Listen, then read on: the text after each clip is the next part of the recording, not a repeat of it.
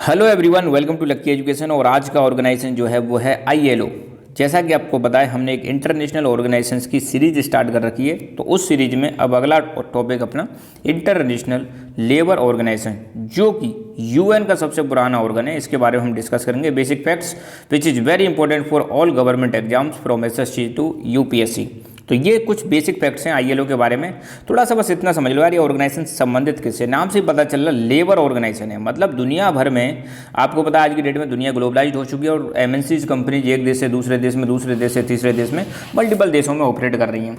तो लेबर की कंडीशंस अच्छी हो। अब आपको देखने को मिलता है कई जगह पर ये जो कंपनियां हैं, जो फैक्ट्रीज हैं, सरकारें जो हैं लेबर का एक्सप्लॉयटेशन बहुत करती हैं, चाइल्ड लेबर करवाती हैं, वर्कर से बहुत लंबे लंबे समय तक काम करवाती हैं, उनको फैसिलिटीज नहीं देती, हेल्थ फैसिलिटीज नहीं देती, उनको सोशल सिक्योरिटी नहीं देती। तो उन कंडीशंस को इंश्योर करने के लिए ऑर्गेनाइजेशन आता है आपका आईएलओ, इंटरनेशनल लेबर ऑर्गेनाइजेशन। तो मतलब कुल मिला के ये है वर्कर की कंडीशंस को इंप्रूव करने के लिए, वर्कर्स की लाइफ के लिए ये ऑर्गेनाइजेशन बनाया गया है, राइट। तो फुल फॉर्म आईएलओ की इंटरनेशनल लेबर ऑर्गेनाइजेशन कब बना बॉस? 11 अप्रैल 1919 को बना। हेडक्वार्टर इसका कहाँ पे?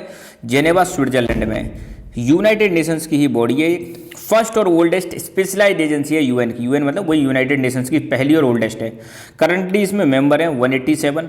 इसको नोबल पीस प्राइज भी मिला है बॉस, नोबल पीस प्राइज भी मिला है। 1969 में इसको नोबल पीस प्राइज मिल चुका है। इंडिया इसका one of the founding member है, ठीक है। करंटली इसके जो डायरेक्टर जनरल है वो हैं गिलबर्ट होंगवो, ये भाई साहब गिलबर्ट भाई साहब हैं, ठीक है। और इसको वैसे एक्चुअली 1919 में बनाया गया था as a part of treaty of Versailles. आप सबको पता है फर्स्ट वर्ल्ड वॉर चला था 1914 से 1918 के बीच में, वर्ल्ड वॉर फर्स्ट चला था। और जब ये एंड हुआ था तो एक ट्रीटी साइन हुई थी, उस ट्रीटी का नाम था ट्रीटी ऑफ वर्साइल्स।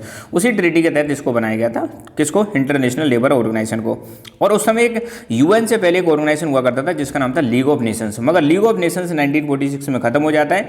तो इसलिए लीग ऑफ नेशंस जब खत्म हो गया तो अब इसको ले आते हैं हम यूनाइटेड नेशंस के अंदर में। तो यूनाइटेड नेशंस की पहली एजेंसी बन जाती है, स्पेशलाइज्ड एजेंसी, राइट।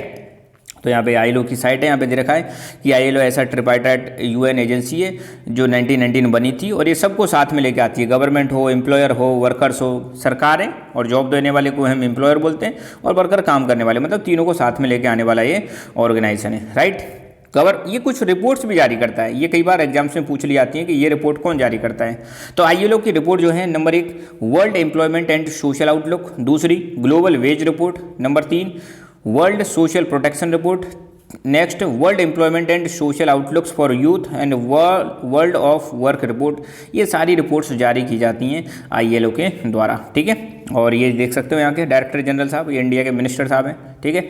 इनसे भी मीटिंग हो रही है, तो मतलब ये मिलते रहते हैं। तो आज का क्वेश्चन आपके लिए, when NATO was form, NATO मतलब नॉर्थ अटलांटिक ट्रीटी ऑर्गेनाइजेशन, ये कब बना था? 4 डेट है। सही आंसर आपको कमेंट करके बताना है। So thank you so much, keep learning, keep enjoying and God bless you all.